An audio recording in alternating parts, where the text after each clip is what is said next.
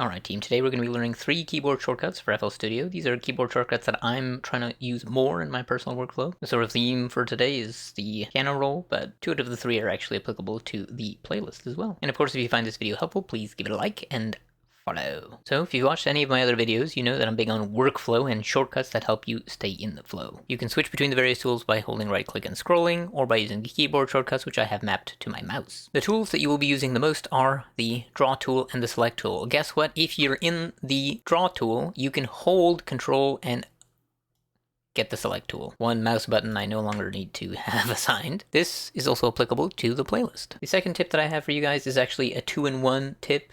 I'm going to first show you how to use it, and then I'll show you why you might use it, and that is the color groups. So I have this little pattern that has 3 octaves being played.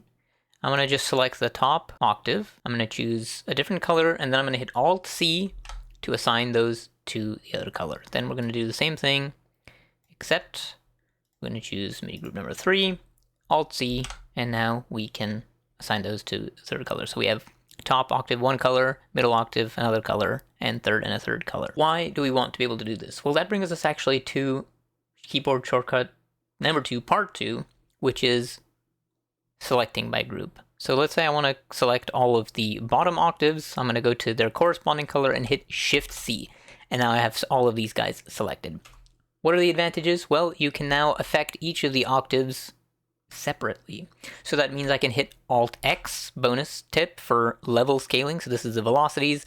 I can increase the velocity of all of the bottom notes like this, or I can multiply them. I can affect them however you like.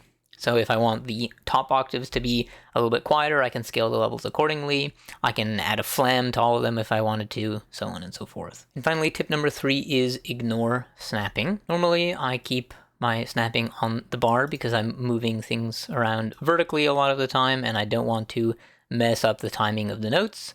However, if I do want to make changes to a single note, I will just hold Alt.